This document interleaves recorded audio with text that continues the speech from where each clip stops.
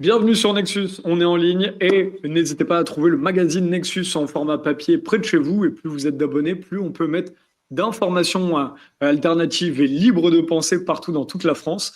Et aujourd'hui, on va être avec un collectif, juste avant, j'ai failli oublier, on va être avec deux de nos animateurs du Café Nexus. Et le prochain Café Nexus, comme ces événements, c'est tous les premiers samedis du mois de 14h à 18h au 14 rue de Pâté. Je rappelle qu'au mois de juillet, ce sera le 11 juillet si cette vidéo passe. De toute manière, il faut qu'elle passe cette vidéo avant le 4 juillet, puisque ils vont vous parler d'un événement qu'ils vont faire, puisque nous sommes avec l'équipe de Vigimedia, l'association qu'on suit beaucoup à Nexus. On adore les gens qui, justement, passent de l'information dissidente à l'action locale. Et Vigimedia lutte va directement au pied des structures médiatiques surpayées, sursubventionnées par l'État et les grandes finances, pour essayer de dire, mais on mérite en tant que citoyen une meilleure information. Et là, Vigimedia va vous parler d'un événement qu'ils vont faire le 4 juillet, où ils vont faire une statique et créer directement un atelier constituant. Bonjour à Pascal et Emma de Vigimedia et Benoît du mouvement constituant populaire qui est avec nous depuis la Gironde en visio aussi avec nous. Pascal, est-ce que tu peux lancer qu'est-ce qui t'a donné envie de faire cet événement le 4 juillet? Parle-nous-en. Donc, bonjour Romain, merci pour l'invitation. Je vais le descendre parce que j'ai un tour. Oui, cet événement-là du 4 juillet, ça va être un atelier constituant. Donc, c'est un peu quelque chose d'hors série par rapport à ce qu'on fait d'habitude à Vigimedia. Vigimedia, on a l'habitude d'aller devant les grands médias pour, en gros, dire vous ne faites pas forcément bien votre boulot, vous ne respectez pas la charte de Munich. Et là, ça va être un hors série dans le sens où on va organiser un atelier constituant, c'est-à-dire qu'on va réfléchir ensemble en tant que citoyens comment réformer le pouvoir médiatique. Et donc ça, en fait, on le fait en collaboration avec le MCP. Donc aujourd'hui, il y a Benoît qui est là pour représenter le MCP. Nous-mêmes, Emma et moi-même, Pascal, nous faisons régulièrement des sauts MCP, nous en faisons d'une certaine façon partie. Et l'idée, en fait, c'est de promouvoir des idées qui sont en lien avec la démocratie directe, qui font partie des sujets que les grands médias, en fait, ne parlent jamais. Les grands médias vont dire, mais si, regardez, on parle de plein de sujets différents, mais dans les faits, il y a des sujets qui sont jamais délivrés. Et notamment, nous, ce qu'on voit, c'est la souveraineté, par exemple, par rapport à l'Union européenne. Pendant le Covid, il n'y avait qu'une seule voix quasiment qui s'exprimait. Et la démocratie directe, la véritable, celle-ci, on n'entend jamais sur les grands médias de masse, ni même les médias alternatifs. Il y en a beaucoup qui en parlent très peu. Donc, ça me semble très important. Juste pour préciser, le MCP, c'est le mouvement constituant populaire. Pourquoi on a choisi Le Monde en particulier? Parce que c'est un endroit où on va pouvoir s'asseoir, où on sera à l'abri de la pluie s'il pleut, et parce que c'est un des médias les plus emblématiques. Parce qu'en ce moment, par exemple, une des actualités qu'on a beaucoup, c'est cette histoire de Online Safety Act où les grands médias nous expliquent que bientôt tout le monde va devoir s'enregistrer quand on a envie d'accéder aux réseaux sociaux, il va falloir donner sa pièce d'identité pour protéger les enfants, parce qu'on est en démocratie. Nous, on questionne non seulement le fait qu'on soit en démocratie, mais encore plus quelle est cette constitution qui nous régit, et que ce soit à Vigimedia ou dans le mouvement constituant populaire, il y a une approche qui essaye de dire il faut la réécrire pour être enfin en démocratie. Il faudrait que ce soit réellement un processus constituant qui soit populaire et qui soit permanent. Voilà. C'est très bien. On rappelle la date, hein, c'est donc le samedi 4 juillet prochain, de 14h à 19h. Et effectivement, vous avez l'adresse en bas pour Le Monde, hein, c'est l'avenue Pierre Mendès France. C'est juste à côté de la gare d'Austerlitz, hein, Pascal. C'est ça. Super. Et donc là, vous avez choisi de vous lier avec notamment donc le MCP. Benoît qui est là, est-ce que tu veux nous dire un petit mot? Qu'est-ce que ça représente pour toi de pouvoir monter à Paris ce 4 juillet? Oh, il y a énormément d'intérêt. Bon, ben, déjà pour parler d'une réelle démocratie, ce que c'est, et donc s'entraîner à devenir le souverain. Et le souverain, c'est celui qui écrit la Constitution. Donc il y a un intérêt d'éducation populaire pour les citoyens qui seront présents, qui vont réfléchir aux conditions de fonctionnement du pouvoir médiatique, qui, dans une démocratie, normalement devrait être une fonction médiatique avec une mission. Donc, on va s'entraîner à ça. Pourquoi pas, peut-être, on a discuté avec Pascal, faire une révision de la charte de déontologie du journalisme, la charte de Munich, voir les points que l'on pourrait améliorer là-dessus. Et j'ose espérer qu'il y aura des journalistes qui vont passer aussi et qu'on pourra les inviter à participer à l'atelier. Parce que le but aussi de ces ateliers constituants en place publique, c'est d'intéresser les gens à instaurer eux-mêmes leur souveraineté.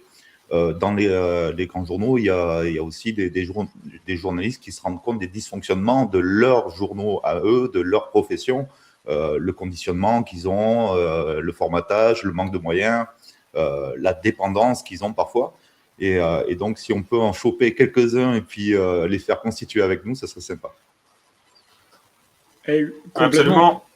Le problème, c'est vraiment que sur ces sujets-là, en fait, ça prend souvent. Là, j'étais au congrès des médias international des éditeurs de presse. Et il y avait, j'ai pu parler avec certains, je ne vais pas citer les noms, mais des gros journaux bien surpayés en France. Et en fait, pour parler de ces sujets-là, il faudrait se poser 1 heure, 2 heures avec eux, puisqu'en 20 minutes, tu ne peux pas avoir une discussion qui leur fasse comprendre la situation en France, quoi. C'est vrai que, comme le dit donc Benoît, ce qui est intéressant dans cette approche, c'est on a l'habitude de faire des ateliers constituants entre nous en tant que citoyens, mais être face à un grand média et on va faire clairement un communiqué de presse en fait pour leur dire que nous serons là, c'est leur donner une opportunité d'être présents avec nous. Alors, en général, malheureusement, il n'y a pas vraiment de réponse, mais en même temps, la démocratie, c'est un sujet qui parle vraiment à tout le monde.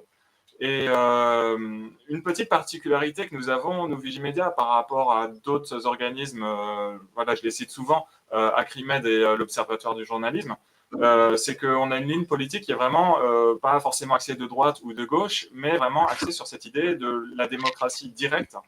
Et nous considérons clairement en fait, que nous ne sommes pas en démocratie dès lors que nous donnons le pouvoir à ceux qui sont déjà au pouvoir, en fait. C'est à nous en fait de réfléchir les lois par nous-mêmes. Et donc, dans ces exercices-là, l'idée c'est de faire monter le niveau des citoyens, à la fois d'un certain côté en se disant, on va discuter en fait d'éléments qui ont lien avec la démocratie directe. Comment est-ce qu'on voudrait justement nous en tant que citoyens pouvoir participer? Et là en l'occurrence par rapport aux médias, comment nous souhaiterions que nos médias soient eux-mêmes orientés? Et la charte de Munich, je le rappelle souvent, c'est 10 devoirs, mais c'est aussi 5 droits qui sont donnés aux journalistes. Et lorsque nous allons en bas des grands médias, souvent, en fait, on n'y va pas forcément de façon hostile par rapport aux journalistes, parce que pour la majorité de ces journalistes, ils sont victimes. On rappelle que la majorité des médias sont détenus par des milliardaires, et donc beaucoup de journalistes vont s'auto-censurer ou parfois être censurés par leur rédaction. Et donc, justement, toutes ces réflexions citoyennes, elles sont là aussi pour aider les journalistes. Et voilà, vous en faites partie également. Nous considérons que tout ce qui est journalisme alternatif fait véritablement partie de ça. Comment est-ce qu'on essaye d'égaliser toute cette information? Je me permets de remettre l'église au milieu du village. Nous, on est des journalistes. Eux, c'est pas des journalistes, hein. Eux, c'est des gens qui restent pour essayer de gagner leur vie. Donc, je suis pas d'accord avec ton analyse, hein, Pascal.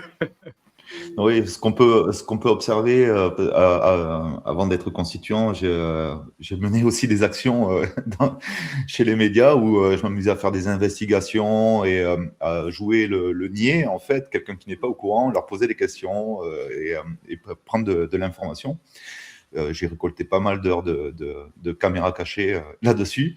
Et ce qu'on peut constater, en fait, c'est que c'est vrai que dans les grands journaux, chez ces grands médias, ce sont pour la plupart des passeurs de plats. Ils ont une source qui est l'AFP et ils retravaillent l'article. Ils n'ont pas des moyens de faire les investigations. Ils ne choisissent pas les sujets. Il y a une ligne éditoriale. Donc, bon, mais beaucoup en souffrent quand même dans les petits journalistes. Et ceux qui en souffrent, en fait, soit ils démissionnent, soit ils n'ont aucun de leurs articles qui sont publiés. Quand ils essaient de sortir un petit peu de la ligne qui est tracée, quoi. Oui, je pense qu'il faut faire attention avec ça, hein. Moi, je vois beaucoup de journalistes mainstream à qui je parle, ils croient vraiment dans ce qu'ils font, hein. Donc, je doute qu'ils viennent vous parler gentiment ce 4 juillet, quoi. Ils sont beaucoup dans, pas l'invective, mais ils sont beaucoup dans le ah oui, encore cette critique, ah oui. Genre, c'est une vraie condescendance. Vous voyez ce que je veux dire? Ouais, tout dépend de l'approche, en fait, je pense. C'est-à-dire, Si on remet en question, pardon. Vas-y, Benoît. Si on remet en question la qualité de leur travail ou une information qu'ils ont traitée, là, ils risquent de se mettre en opposition avec nous. Si on leur demande, au point de vue moyen, est-ce que vous serez d'accord pour considérer que le pouvoir médiatique doit être institutionnalisé et que vous devriez être des fonctionnaires avec beaucoup plus de moyens? Et comment verriez-vous la chose et le fonctionnement? Et est-ce que vous accepterez, par exemple, d'avoir des organes de contrôle comme la police à l'IGPN, mais sauf que ce serait du contrôle citoyen, par exemple, pas du contrôle par le biais d'autres journalistes.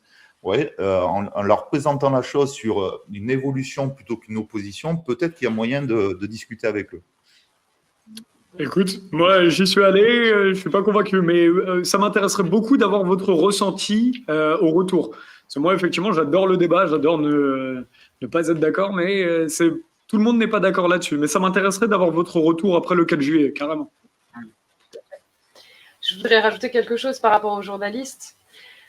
On a fait l'exercice, enfin j'ai fait l'exercice pour ma part d'aller regarder ce que fait quelqu'un qui n'est pas journaliste, mais qui fait le travail d'un journaliste, comme beaucoup d'entre eux, c'est un humoriste, qui s'appelle Guillaume Meurice, qui a lancé il y a maintenant un mois et quelques, qui a lancé sur sa chaîne Twitch une initiative pour réécrire la Constitution. Donc il annonce des ateliers constituants, il invite une constitutionnaliste, et il a un site internet où on peut faire des doléances, on peut proposer plein de choses. Donc là, je suis allée regarder sa dernière émission, parce qu'il a beaucoup de succès. Il a à peu près 1500 vues en direct, et après, il a beaucoup de revues.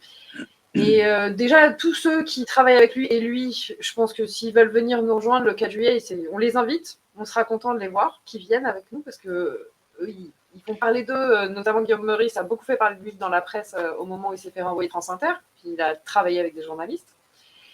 Et ensuite, on les invite à venir parce qu'ils font un atelier constituant où ils travaillent tous les deux devant la caméra avec la jeune constitutionnaliste Eugénie Mérieux. Mais on n'a pas vraiment l'impression qu'ils ont compris le problème. C'est-à-dire que quand ils parlent stratégie, ils se disent on va finir cette constitution et puis on la mettra au référendum par le référendum d'initiative partagée. Sauf que si vous savez ce que c'est l'article 11 de la constitution actuelle, c'est pas un référendum d'initiative partagée, ça marche pas, c'est une grosse entourloupe, on ne peut pas déclencher de référendum. Donc eux, ils travaillent un petit peu sans voir où est-ce qu'ils vont, ils veulent juste le plus rapidement possible terminer une constitution.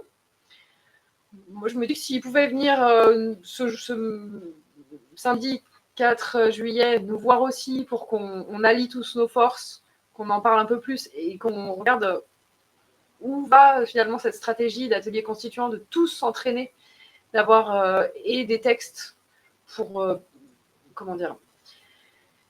mieux projeter comment ces entraînements vont pouvoir devenir ensuite des initiatives qui pourraient être mises au référendum d'initiative citoyenne si on avait plusieurs cas de figure qui se présentaient, que ce soit un texte adopté par le Parlement, un candidat élu qui fait passer un texte de référendum d'initiative citoyenne dans la Constitution, ou alors un autre cas peut-être d'insurrection, je ne sais pas, de reprise des médias qui permettent de faire passer ces textes. En tout cas, d'en parler tous ensemble et de se rendre compte que c'est pas si évident que ça, que c'est pas parce qu'on a fait l'entraînement constituant que tout de suite, ça y est, la Constitution, elle est avérée. Il faut y réfléchir plus, et c'est notamment pour ça qu'il faut des médias. Et j'en parlais parce que dans leur dernière émission, ce qu'ils appellent de leur vœu en premier, c'est une convention citoyenne sur les médias. Leur organisation fonctionne beaucoup avec des conventions citoyennes, et ils n'arrêtent pas de répéter plusieurs fois, on fera une convention citoyenne. Et pour juste une dernière remarque, on avait parlé d'eux sur un ARA, un Nexus Refait où le docteur Alouest nous avait invités. On avait d'ailleurs, à un moment, on leur avait dit ce serait bien d'inviter Étienne Chouard.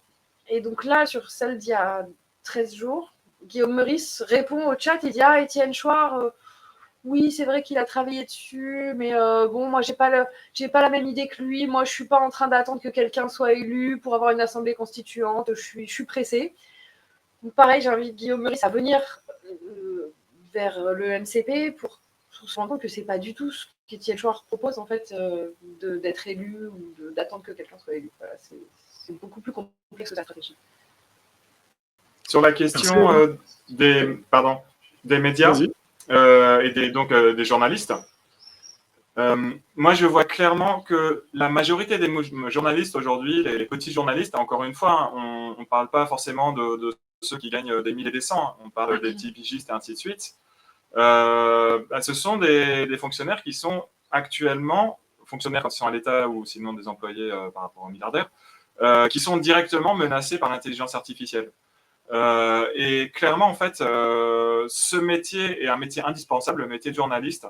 On a véritablement besoin d'avoir de l'humain qui est dedans. Et ce qui est assez triste, en fait, c'est de voir que ces personnes-là, malheureusement, en fait, elles sont victimes. Elles sont doublement victimes parce que d'un côté, alors, ou bien peut-être que, comme tu dis, Romain, tu as l'impression que beaucoup sont convaincus du discours et c'est possible parce que ces personnes-là sont aussi recrutées pour ça. Elles sont dans un environnement où on va avoir toujours en fait une sorte de bien-pensance qui va circuler dans les locaux. Et quand je dis bien-pensance, ça dépend de la bulle dans laquelle on se trouve. Hein. Parce que des médias, par exemple, comme CNews, eux, ils disent bien penser, c'est penser de droite. Les médias de gauche, c'est bien penser de gauche, et ainsi de suite. Donc chaque média a sa propre ligne éditoriale. Et restant en fait dans cet environnement, ces journalistes vont d'une certaine façon se radicaliser. Mais il faut bien qu'ils comprennent à quel point ils sont face à un danger qui est en lien avec l'intelligence artificielle. C'est-à-dire que jusqu'à maintenant, on faisait de ces journalistes des robots, mais les robots sont en train de remplacer ces journalistes. Et donc, nous, voilà ce qu'on souhaiterait, et ce qui peut être intéressant justement à réfléchir dans un atelier constituant, c'est comment retrouver en fait de l'humain dans le journalisme de façon générale. C'est une très très bonne question que tu soulèves. Moi, j'ai bien aimé tout à l'heure le propos qui était de dire, mais finalement, en fait, c'est tout bête ce que vous disiez en début d'émission, c'est les médias surpayés, sursubventionnés ne parlent jamais de constitution, ne donnent jamais en fait les clés pour qu'on puisse être plus autonome. Mais même pas que en constitutionnalisation, c'est aussi en comment faire sa propre alimentation, comment prendre soin de sa santé. Au contraire, ils vont mettre des tonnes de pubs pour te dire t'es malade, prends un petit médicament de Big Pharma. Tu vois. C'est très intéressant en fait ce point que tu soulevais, Pascal, en début d'émission. Alors c'est drôle parce que dans la charte de Munich, il y a le fameux article « Ne jamais confondre le métier de journaliste avec celui de publicitaire ou de propagandiste ». Donc oui, malheureusement, ces grands médias touchent de l'argent grâce à la publicité. Et comment pourrait-il délivrer un message qui ne va pas dans le sens de ceux qui les financent? Donc voilà, c'est une vraie question. Et le financement des médias également à réfléchir sur ces ateliers constituants et même de façon plus générale. Les médias alternatifs, nous on le dit assez régulièrement, ils doivent être financés d'une façon ou d'une autre. Et pour l'instant, souvent c'est le don. Vous avez votre format économique avec le magazine. Et voilà, on invite aussi les gens justement à aider quel que soit le mode qui existe, ces médias alternatifs. Mais la question d'argent ne doit surtout pas être tabou et on doit y réfléchir. Complètement d'accord là-dessus. Benoît, tu voulais ajouter? Oui. Ouais, je veux bien ajouter un truc. Ouais.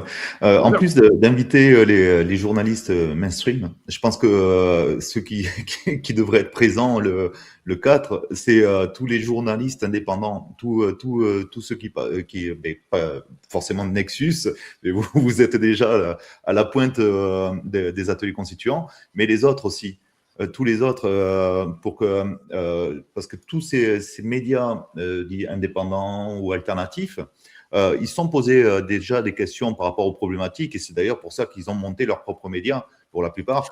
Et donc, ils peuvent apporter des réponses, et de leur point de vue est super important si on veut élaborer une institution réellement démocratique qui va servir en fait l'intérêt général et instruire le peuple et éclairer le peuple sur les questions qui sont fondamentales et donner du débat contradictoire. Donc, on peut peut-être toucher les plus accessibles. Il y a Toxin, il y a Alexis Poulain. Idriss Aberkan, il a quelques problèmes. Là, il est en Tunisie, mais il y en a d'autres. tous les médias en fait alternatifs. Si vous sentez qu'il y a une problématique avec les grands médias dits publics, ben, venez à l'atelier et on va en discuter et on va écouter vos solutions et on pourra peut-être rédiger un article avec ça. Et ça, c'est le gros souci qu'on a aujourd'hui dans les médias alternatifs, je trouve, c'est que comme l'action locale rapporte moins en visibilité, en vue, que râler, eh ben, du coup, il y a beaucoup de journalistes, même alternatifs, même des vrais journalistes, du coup, les journalistes du monde indépendant, des libres penseurs, qui mettent moins en avant l'action locale, comme ce que fait Vigimedia, comme ce que fait le MCP, etc. Et Ouais. alors qu'il y a il y a énormément de gens qui font le travail de l'ombre, qui sont extrêmement plus importants que des gens qui vont faire des milliers de vues aujourd'hui. Et donc ça, c'est un truc qui est très intéressant parce que ça, c'est pas un problème de Macron, c'est pas un problème de l'État, c'est un problème de, tu le disais, Pascal, comment est-ce qu'on soutient les médias alternatifs, mais comment est-ce qu'on soutient aussi les collectifs qui, comme vous, se bougent les fesses sur le terrain, quoi. Moi, j'avais une petite réaction par rapport aux médias indépendants que tu as cités, Benoît, notamment Toxin, que je trouve qu'ils font plutôt du bon travail. La semaine dernière, il me semble, ils ont invité Alexandre Jardin et son fils Robinson Jardin qui vient de proposer une application référendum citoyen. Donc pareil, eux aussi, s'ils veulent venir le 4 juillet, on les invite, que ce soit Toxin ou Monsieur Jardin et son fils. Et juste une toute petite remarque, quand ils ont fait la présentation de cette application, déjà encore une fois, il y avait un intervenant qui s'appelle Guilain Benessa qui était là, qui souvent rappelle qu'on n'est plus en démocratie parce qu'on y aurait été. Bon, ça, moi je suis pas d'accord, on n'y a jamais été, mais ça peut se discuter en atelier constituant. Et ensuite, leur application, elle s'appelle Référendum citoyen. Elle est très intéressante, je vous encourage à aller la découvrir. Si vous n'avez pas de passeport pour l'instant, vous ne pouvez pas l'utiliser, mais vous pouvez quand même la découvrir. Mais par contre, il manque le mot initiative. Elle est où l'initiative citoyenne? C'est pas très très clair. Ça, moi, j'arrive pas trop à le comprendre. Donc, s'ils veulent venir en parler avec nous pour justement nous expliquer comment il pourrait y avoir des initiatives sur les médias dans cette application. Et l'autre problème que je vois moi sur leur application, c'est qu'il n'y a pas du tout de vote papier. C'est tout sur la blockchain, ce qui paraît être très positif pour eux. Moi, j'ai mes réserves sur le tout numérique. Mais encore une fois, c'est intéressant d'en parler. C'est un des rares médias où il y a cette question de la démocratie, des solutions. On n'est pas juste dans les problèmes. Mais c'est vrai que ça paraît un peu manquer d'exigence. On pourrait aller viser encore plus haut, faire des ateliers, en parler, des ateliers constituants, j'entends, et en parler dans la Constitution, parce que cette application, techniquement, par la Constitution, elle n'a aucune valeur. Je fais un petit pas de côté, mais ça fait 23 minutes d'émission et je trouve ça assez intéressant que vous invitiez des personnalités, vous invitiez les médias qui ne pensent pas du tout comme nous et qui n'ont pas du tout les intérêts des citoyens, je le répète. Mais vous ne parlez pas d'inviter les gens qui, justement, veulent se bouger les fesses. Les gens qui viennent au Café Nexus, qui n'est pas si loin du journal Le Monde. Tout ce public qui veut sortir de chez lui pour recréer une vraie communauté de personnes qui se bougent les fesses sur le terrain. Vous les invitez quand même, ces gens-là ou... Alors, on a prévu de venir, parce que le prochain Café Nexus, comme tu l'as annoncé, il est le samedi d'après. Non, mais on s'en fiche du Café Nexus, mais est-ce que vous voulez que le public vienne bien sûr, évidemment, on les invite tous. Si on est là, c'est pour que tous les citoyens qui suivent Nexus... Oui, mais il faut le dire, Emma. En effet, la démocratie, c'est pas seulement des héros. Chacun, en fait, peut devenir un héros. Et c'est important de penser comme ça, parce que c'est l'opportunité de se dire que, en tant que citoyen, nous ne sommes pas simplement des suiveurs, nous sommes des actifs. La responsabilité qui va avec l'idée de se dire, moi, je peux écrire la Constitution, participer à écrire même un tout petit bout, une toute petite miette, ça suffit en fait à nous donner des ailes et en fait à nous lancer vraiment. Donc oui, évidemment, d'abord, les ateliers constituants sont destinés au commun des mortels, entre guillemets, pas seulement ces superstars, et vous êtes tous les bienvenus, et surtout si vous n'y connaissez rien. En fait, c'est l'occasion justement de tester. Ce qu'on présente dans ces ateliers constituants, c'est pas de dire on va écrire la Constitution parfaite, c'est de se dire on s'entraîne, c'est de la musculation, souvent on dit comme ça, avant d'arriver dans la bataille. Le jour où enfin on arrivera en vraie démocratie, on sera prêt en fait. Donc on commence à se préparer dès maintenant Et c'est vraiment n'importe qui. Et on est là aussi pour vous aider, pour vous aiguiller, de façon à ce que si vous avez un peu peur, ça va bien se passer, vous en faites pas. C'est en forgeant qu'on devient forgeron. Non, et c'est clair que les deux trucs, en général, nous, quand on en organise dans les Cafés Nexus dans lesquels vous êtes venus, Pascal et Emma, de nombreuses fois, et je vous remercie de donner cette vie justement pour proposer vos ateliers. Ce qui est intéressant, c'est les ateliers constituants, il y a deux trucs qui bloquent. C'est le premier, c'est effectivement les gens ne se sentent pas capables. Alors que si, c'est en fait c'est tout le monde qui doit le faire. C'est un mensonge de l'État de penser que le travail intellectuel est réservé aux intellectuels. C'est tout le monde qui peut le faire. Et justement, et je rejoins ce que disait Benoît hors micro tout à l'heure, c'est que il faut prendre du plaisir là-dessus. Parce que le deuxième truc qui fait que les gens ne font pas d'ateliers constituants, c'est que c'est très souvent scolaire. C'est l'école. Et du coup, en fait, on a besoin de créer une manière d'animer des ateliers où on s'éclate dedans. Et Benoît, tu le disais très bien tout à l'heure. Est-ce que tu veux redire un petit mot dessus? Parce que ça... Oui, ouais, mais c'est important. Bon, déjà, il y a plusieurs effets bénéfiques avec les ateliers constituants. Mais comme l'a dit Pascal, c'est se tenir prêt pour le moment opportun pour prendre le pouvoir, parce que sinon, ce sera une oligarchie qui va instaurer son propre pouvoir si les citoyens ne sont pas instruits. C'est de l'éducation populaire, mais ça ne veut pas dire qu'on va éduquer les gens. C'est qu'on va mettre en place des méthodes qui vont nous permettre de nous auto-éduquer nous-mêmes et de construire ensemble des méthodes d'intelligence collective. Et on n'est pas là pour écrire une dictée, quoi. Il n'y aura pas un sachant qui va vous dire il faut écrire ça, il faut faire ça. Non, on va construire ensemble, on va traiter les problématiques et puis on va le faire de manière cool, quoi. Entre humains, on va s'autoriser à dire des gros mots, à sortir des blagues. C'est hyper important. Lorsqu'on fait des ateliers constituants dans le 33, on fait des ateliers pendant 4 heures. Et pendant 4 heures, les gens, au bout de 4 heures, ils disent ah merde, c'est déjà fini. J'ai pas vu le temps passer, quoi, parce qu'on s'éclate. Et ça, c'est super important. Il n'y a pas quelqu'un qui va faire la dictée. Bon, bien sûr, on se fait une pause, on va manger des gâteaux, boire des jus d'orange. Et puis après, mais même pendant la pause, les gens continuent à constituer. Parce qu'en fait, il y a aussi ce côté libérateur, de sortir de l'impuissance politique, de se dire, une fois qu'on a compris que collectivement, on arrive à penser, à construire et à apporter des solutions, on sort, on a la banane, on est un petit peu libéré aussi cognitivement de ces chaînes et aussi de cette... merde, comment ça s'appelle? Pardon, j'ai dit un gros. De l'imposteur, le syndrome de l'imposteur qui nous est éduqué par ce système oligarchique. La République n'a jamais été démocratique, ça c'est important, qui fait en sorte de nous affaiblir et on sort de ça et puis on se dit mais en fait on en est tous capables. La preuve en est, j'ai même fait des ateliers constituants avec des adolescents. Et ils ont réussi à écrire des choses, à comprendre des choses et à produire des choses. Et donc, tout le monde en est capable. C'est très intéressant. Si ça vous fait peur. Vas-y, Pascal. Si ça vous fait peur, c'est vraiment comme si ça commençait Pardon, j'ai un retour micro. Comme si ça commençait comme une conversation de bistrot et que ça termine en fait avec un vrai texte dont vous pouvez être fier. Et surtout des choses que vous avez construites. Donc voilà, c'est vraiment y aller à la cool. Trop bien. Et j'aime beaucoup ce que tu dis, Benoît, sur le syndrome de l'imposteur, parce qu'effectivement, c'est ça. C'est là où le pouvoir est très, très fort. C'est que ce sont les imposteurs qui se transforment en personnes légitimes et les personnes légitimes, c'est-à-dire les vrais citoyens qui vivent leurs conditions de vie au quotidien, qui développent ce syndrome de l'imposteur. Donc, c'est intéressant comment le pouvoir retourne toujours le propos à l'inverse. Ouais, Emma, un petit mot pour conclure.